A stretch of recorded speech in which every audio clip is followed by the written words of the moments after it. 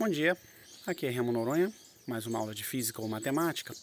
Hoje eu queria conversar com vocês sobre a questão de acidente aéreo, né, de uma maneira genérica, né. Então eu acho difícil falar sobre um certo acidente aéreo e sobre acidente automobilístico, né. Então, fica uma coisa assim. Tô aqui com um carro, né, e eu queria que vocês observassem o seguinte. Esse trecho aqui é a cabine de proteção. Então você tem airbag, essa coisa toda. Legal? O carro, ele é colocado convenientemente aqui na frente. É o motor. Então, coisa que não acontece, por exemplo, com uma Kombi, né? A gente costuma dizer que, especificamente, a Kombi, o para-choque da Kombi é o joelho do motorista, né? Então, antigamente, os carros eram super sólidos aqui nesse trecho, super firmes, né? Eu lembro que quando a gente comandou o destacamento lá de Cordeiro, pô, isso 1990 mais ou menos, teria que ver a data lá, a gente reformou com a ajuda da cimenteira, a gente deu treinamento de combate a incêndio para a cimenteira, e a cimenteira reformou um Ford, se eu não me engano, F1000, né? Um carrinho que a gente tinha lá, e ele era super sólido na frente, né? O pessoal achava isso fantástico. Agora, é isso mesmo que tem que ser? Bem, quando você sofre um acidente, a grande questão é a aceleração. Pela segunda lei de Newton, força é igual a massa que multiplica a aceleração. Então, se você tem acelerações muito abruptas, e a aceleração pode ser com um aumento abrupto da velocidade, com a diminuição abrupta da velocidade ou com a mudança de direção, né? Então, o conceito básico de aceleração fica mais ou menos aí. Pela segunda lei de Newton, força é igual a massa que multiplica a aceleração. E o grande problema é o pico da força, tá?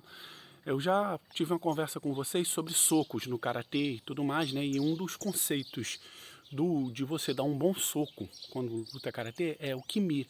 Não é simplesmente velocidade, é velocidade de execução. É você, quando dá um impacto, não carregar a mão junto. Você dá um impacto e tira rápido, né? Porque conforme você diminui o tempo do impacto, a aceleração aumenta, que é outro conceito que a gente pode discutir aqui muito rapidamente, que a quantidade de movimento variada, fazendo com que você aumente o impulso, que é a força multiplicada pelo tempo em que alguma coisa acontece. Quer dizer o seguinte, você tem uma determinada massa que desacelera, né, que você está com uma determinada velocidade e você para isso, não é só a questão da aceleração média, é também o fato de que essa aceleração ela pode ser muito abrupta em um determinado momento e você causar picos de força devido a essa questão que eu falei com vocês. E finalmente a questão energética. Quando você tem uma colisão, o corpo tem o que a gente chama de energia cinética. Essa grandeza ela vai depender. Quanto maior a massa do corpo, maior a energia cinética. E quanto maior o quadrado da velocidade, maior é a energia cinética. Legal? Então, a gente tem que encontrar formas de dispersar a energia. Lembra que eu falei que o carro antigo lá que a gente tinha, isso aqui era super sólido? Desse carro que é mais moderno, isso não é tão sólido. A ideia dele é você deformar isso aqui bastante. Assim, o carro é horrível, ele amassa aqui à toa. Não, mas esse trecho aqui do carro, ele foi feito para amassar à toa mesmo.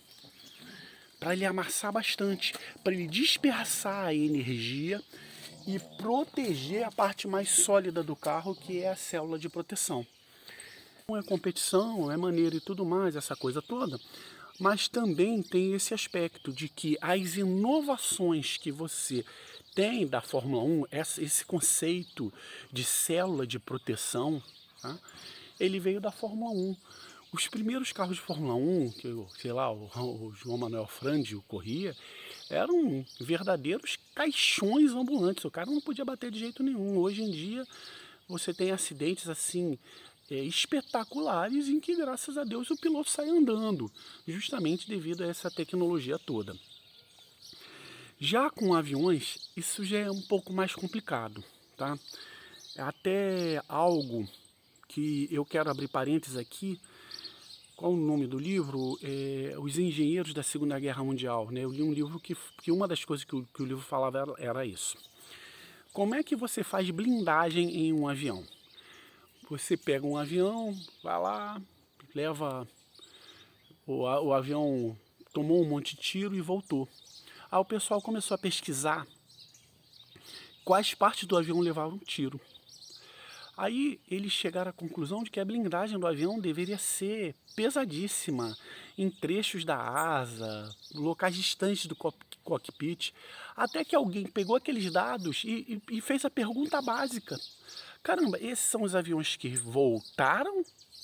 Ou esses são os aviões que ficaram pelo caminho e a gente nem sabe onde eles foram acertados?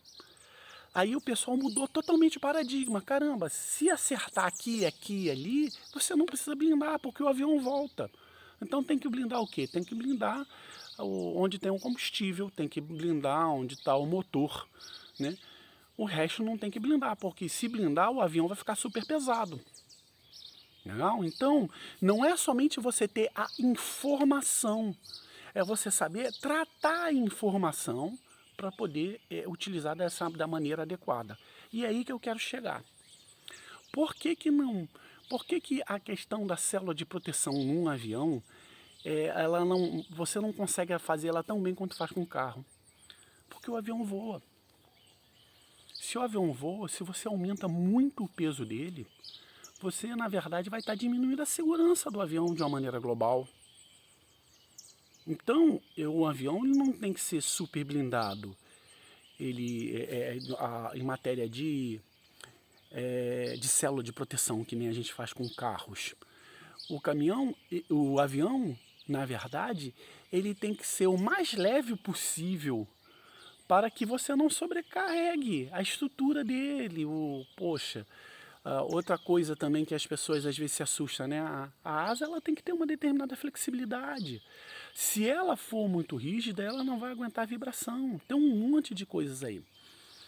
Então, assim, lamentável que seja, 2 acidentes fica uma história muito interessante da engenharia aeronáutica, tá? Que assim, eu sou leigo e tudo mais, né, nesse ponto, mas a gente pode falar sobre a questão de erro e tentativa.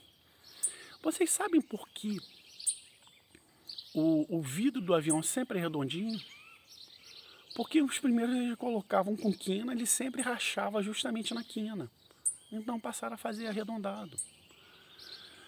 E uma das coisas que a gente não poderia perder, tá? É algo que eu falo aí, eu posso falar com mais propriedade sobre a questão de defesa civil, era de que se uma ponte ela foi destruída em um determinado rio, não adianta construir uma ponte igual.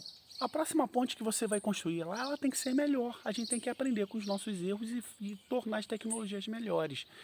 Se tem algo da tecnologia humana que usa isso com primor, é a aeronáutica. É importante a gente aprender com os erros, isso é algo filosófico, tá? Para tudo. O pessoal da engenharia aeronáutica, eles têm isso com um cuidado enorme.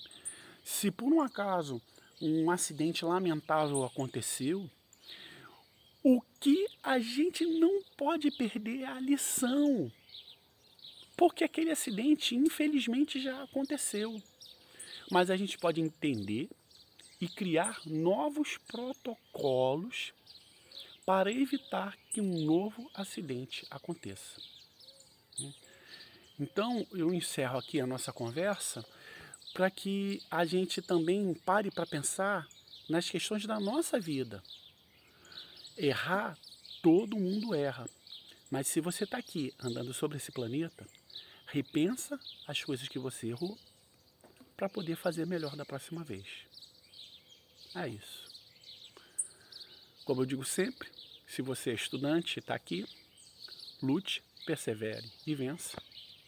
E para todos, aquele enorme abraço.